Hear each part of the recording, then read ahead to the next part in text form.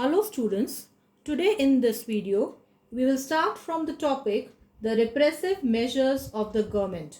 So open your history civics textbook page number 51.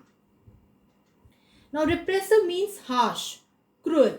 So the cruel measures of the government. Which government? British government. The assertive nationalists suffered most for the cause of freedom. Since the movement for boycott of British goods was gaining ground, the government launched a campaign of repression against the assertive leaders. Underline. In 1908, Tilak was tried and sentenced to 6 years of imprisonment. He was sent to Mandalay prison in Burma, now in Myanmar. Other leaders like Lajpat Rai were deported to Burma without trial. Deported means sent. So, Lala Lajpat Rai, he was sent to Burma without trial. The government censored all newspapers, prohibited mass meetings, and started prosecutions against the nationalist associations. Prosecution means to conduct legal proceedings. Achievements of assertive nationalists. The assertive nationalists added a glorious chapter to the history of the national movement.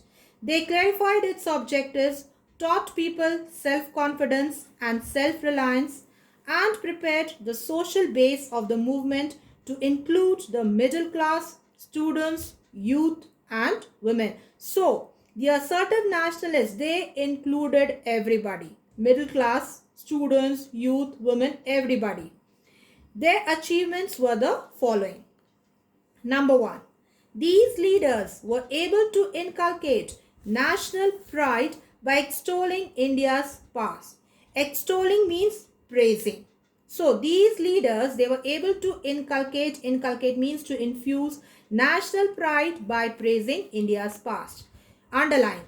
Tilak revived the Ganpati and Shivaji festivals to arouse national sentiments. So, Tilak revived which two festivals? Ganpati and Shivaji. Why? To arouse national sentiments. Through his writings, underline, in Maratha and Kesari, Tilak preached nationalism. They gave new slogans to the Indian nationalist movement like non-cooperation, passive resistance, mass agitation, and self-reliance.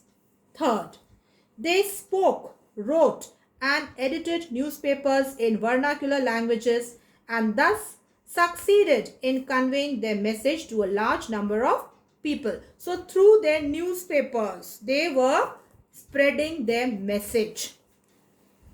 Fourth, through their writings and speeches, they infused in the Indians the spirit of active nationalism. Infused means they filled the Indians with the spirit of active nationalism. It was their efforts that produced a class of revolutionaries willing to sacrifice their lives and property for the sake of their country. They exposed the hollowness of the belief in the sense of justice and fair play of the British rulers. Underline. So they exposed, they means assertive nationalists. They exposed the hollowness.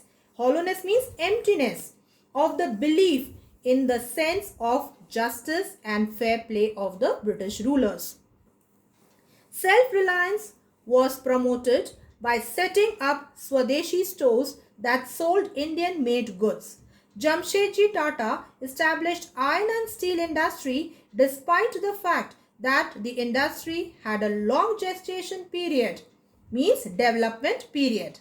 Bengal Chemical Works was set up during this phase. Even Rabindranath Tagore set up a Swadeshi Bhandar.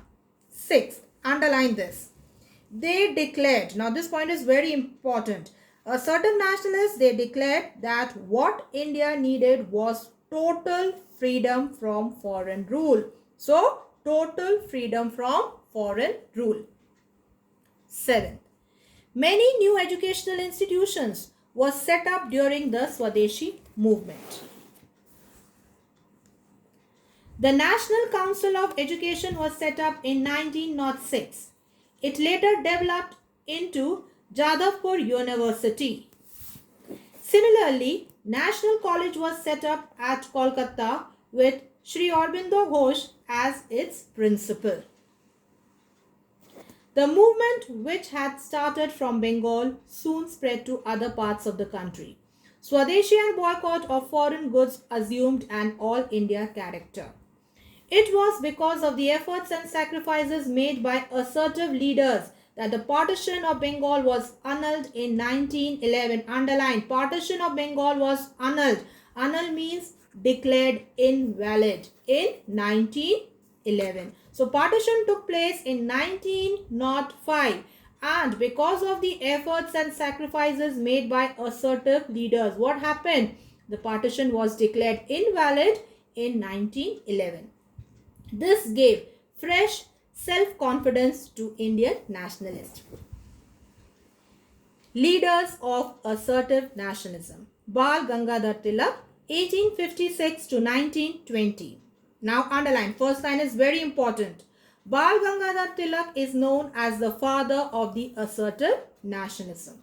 He played a leading role in popularizing the cult of patriotism and making the Congress movement broad-based. Tilak was born in Maharashtra. After taking his degree in law, he founded the Pune New English School. The Deccan Education Society was founded by him under Justice Ranade's guidance in 1884. Gokhale and Tilak were its members. The society set up many educational institutions, including the famous Ferguson College at Pune. His contributions. Demand for Swaraj. Underline. This full para is important. Tilak was the first to openly declare the demand for Swaraj. Swaraj is my birthright, he said, and I shall have it. Very important quotation of Tilak. Tilak said, Swaraj is my birthright and I shall have it. Tilak was convinced that political rights could be achieved by aggressively demanding them. His entry, underline, in the Indian political scene was marked by a shift from petitions to demand for political rights. So his entry was marked by a shift from petitions, petition means from praise, request, to demand for political rights. He was the first nationalist leader who sought close contact with the masses. So he came in contact with the masses. With this objective and to inculcate courage, self-defense and patriotism, underline, he organized many akhadas, Hindi term akhadas, you know, and lathi clubs where physical training was imparted. Imparted means given. Preached nationalism. In 1893, Tilak started using the traditional religious Ganpati festival to propagate nationalist idea. Underline. So he started using the traditional religious Ganpati festival to propagate nationalist ideas.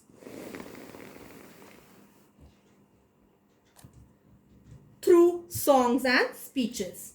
In 1895, he glorified Shivaji and, underline, started the Shivaji festival to encourage young Maharashtrians.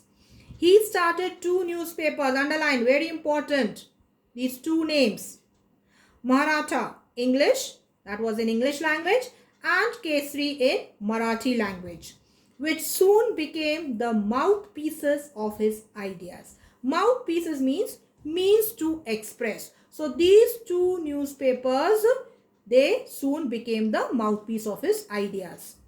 Through these newspapers, he preached nationalism and taught the people to be courageous and self-reliant. Underline, he wrote two well-known books, the Gita Rahasya and the Arctic Home of the Vedas. Established Home Rule League. Underline this full para. Tilak set up a Home Rule League at Pune in 1916 to attain self-government within the British Empire by constitutional means. So, Tilak, why he set up a Home Rule League? To attain self-government within the British Empire. And how? By constitutional means. Forerunner of Gandhiji. Tilak was the forerunner of Mahatma Gandhi in a number of ways. Now all these points are important. Just mark. First, Tilak's idea of Swaraj was akin to Mahatma Gandhi. Akin means similar. Similar to Mahatma Gandhi's idea of complete independence. Second, Tilak sought close contact with the masses as Mahatma Gandhi did. Third, Tilak preached the idea of Swadeshi, boycott and prohibition. These ideas were preached and followed by Mahatma Gandhi later on. Fourth, Tilak had to suffer several terms of imprisonment for the sake of the country. An example followed by Mahatma Gandhi and other nationalist leaders. Tilak's selfless patriotism, strong determination, and courage aroused the masses against the British and opened a new chapter in the history of India's freedom struggle. Now I wind up for today. Thank you. Stay home, stay safe.